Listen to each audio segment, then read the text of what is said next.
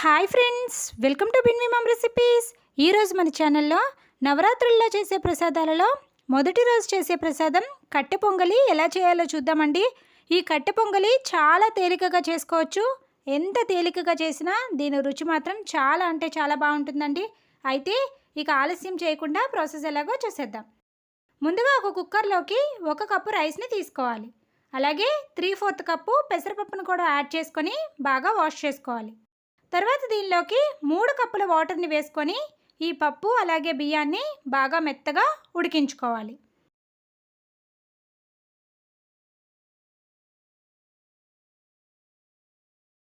చూసారు కదండి, పప్పు అలాగే రైస్ని ఈ విధంగా కొద్దిగా మెత్తగా ఉడికించుకోవాలి.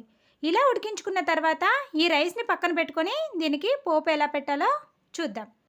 స్టవ్ పైన ఒక ప్యాన్ పెట్టుకొని 1 స్పూను ఆయిల్ని యాడ్ చేసుకోవాలి. అలాగే 1 స్పూను నెయ్యిని కూడా యాడ్ చేసుకోవాలి. నెయ్యి కరిగిన తర్వాత దీనిలోకి ఒక పచ్చిమిర్చి అలాగే చిన్న ముక్కలుగా కట్ చేసుకున్న అల్లం ముక్కల్ని వేసుకొని లో ఫ్లేమ్లో మంచి అరోమా వచ్చిన వరకు ఫ్రై చేసుకోవాలి.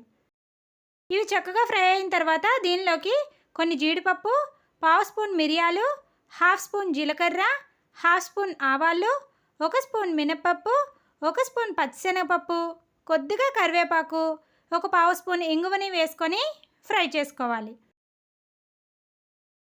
ఈ విధంగా పోపుని చక్కగా లో ఫ్లేమ్లో మంచి అరోమా వచ్చిన వరకు ఫ్రై చేయాలండి.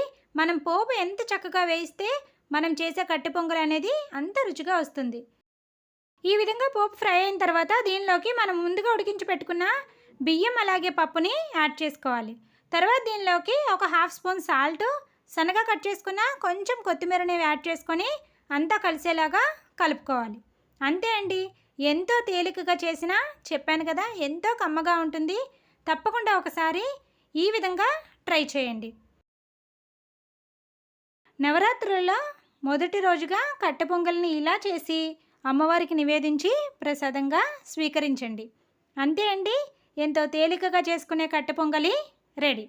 అలాగే మన ఛానల్లో ఈ 10 రోజులు చేసుకునే ప్రసాదాలు డైలీ అప్లోడ్ చేస్తూ ఉంటాను.